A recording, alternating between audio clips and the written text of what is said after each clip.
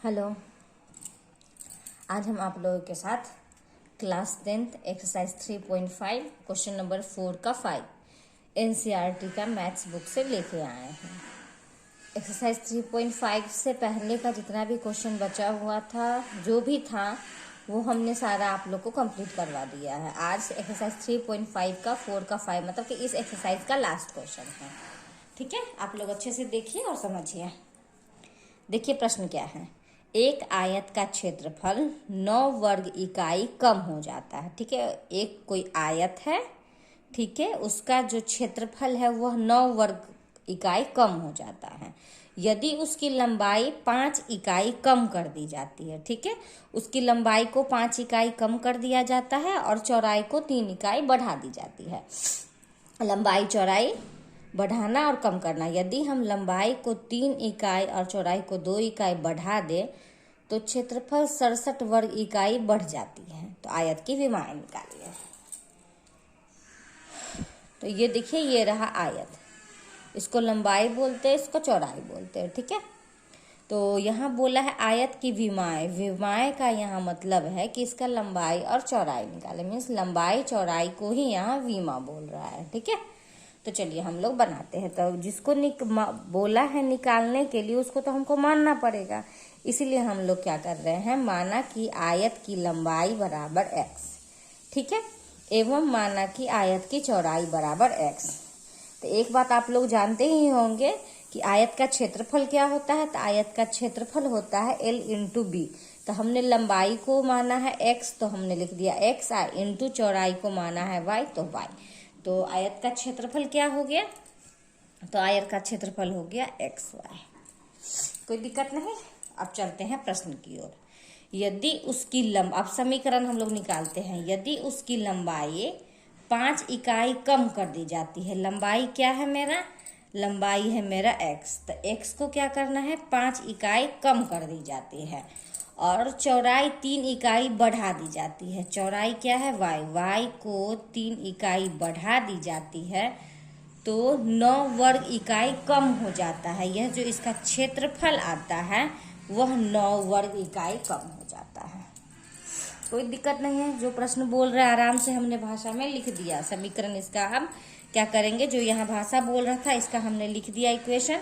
अब इसको हम लोग सॉल्व करते हैं। ये बीजगणित का गुना इसका निकालते हैं। देखिए तो ये इसको इससे गुना किए तो हो गया एक्स वाई, इसको इससे गुना किए तो हो गया 3x minus 5y plus minus minus 5×15 बराबर क्या है एक्स वाई माइनस 9। अब क्या करेंगे, सबको उठा के इधर ले आते हैं। तो x y plus 3y minus 5y minus 15, ये प्लस को इक्वल की इधर लाएं तो माइनस, ये हो गया प्लस, बराबर में 0। अब जाती छाती है तो एक्स वाई यहाँ प्लस में दिख रहा है, ये माइनस में दिख रहा है, तो एक्स वाई से एक्स वाई कट गया। तो यहाँ देखो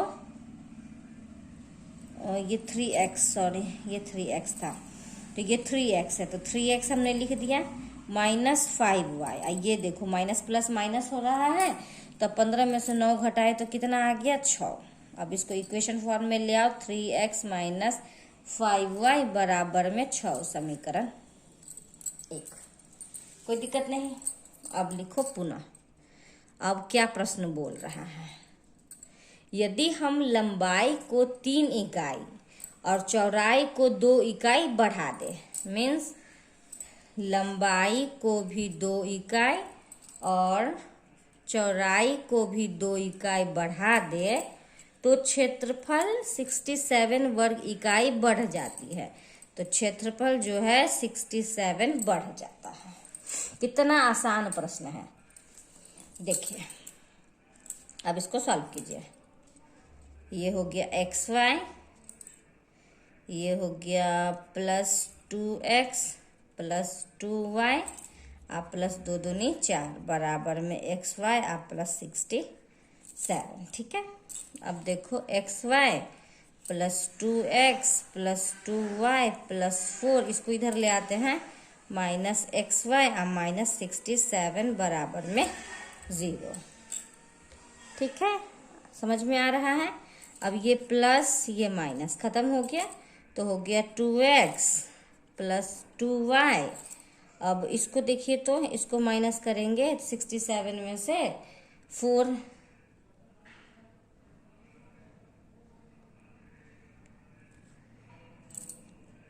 यदि हम इकाई 2 बढ़ा दें तो 67 हो जाता है। तो ये हो गया 2x 2y 2 दूनी 4।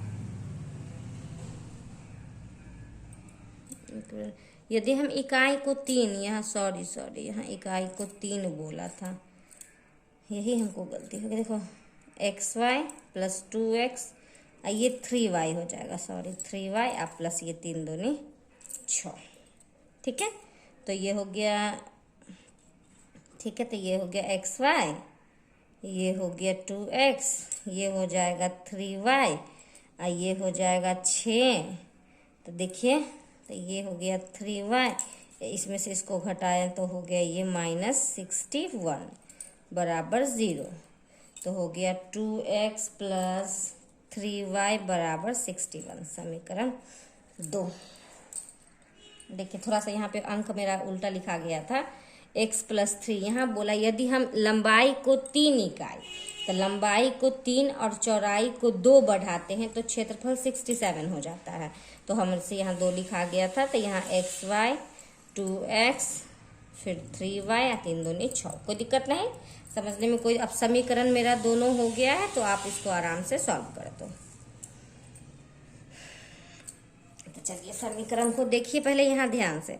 हम अगर किसी को भी काटते हैं तो यहाँ समीकरण आपका ये है, समीकरण आपका ये है, तो ये दोनों है, तो कोई भी तो x या y कोई बराबर नहीं दिख रहा है। इसलिए हम लोग क्या करते हैं, हमने अपने स्टार्टिंग के वीडियो में ही बताया है कि x y को बराबर करके किसी एक को काटना होता है। ठीक है, तो बराबर करने के लिए इसको हम गुना कर दे रहे हैं 2 से, इसको गुना कर दे रहे हैं हम 3 से। तो देखिए तो 3 दूनी 6 और 3 दूनी 6 बराबर हो जाएगा ना। अब यहाँ भाषा लिखिए, समीकरण 1 में 2 से एवं समीकरण 2 में 3 से गुना कर घटाने पर। क्योंकि घटा क्यों रहे हैं, आप लोग जानते हो कि एक जैसा चिन्ह होता है तो उसको हमको चिन्ह बदलना पड़ता है। तो चलिए समीकरण 1 ध्यान से देखिएगा। ठीक है, समीकरण 1 यहाँ है, हमको 2 से गुना कर रहे हैं, तो 3 दूनी कितना हो गया 6x माइनस 5 दूनी 10y बराबर में 6 दूनी 12, 6 दूनी 12। इसको देखिए 3 दूनी 6x प्लस 3 तिहाई 9y अब बराबर में 61 तिहाई, 3 एकम 3 और 6 तरीक 18। ठीक है, अब घटा रहे हैं तो क्या करना होगा, हमको चिन्ह बदलना पड़ेगा।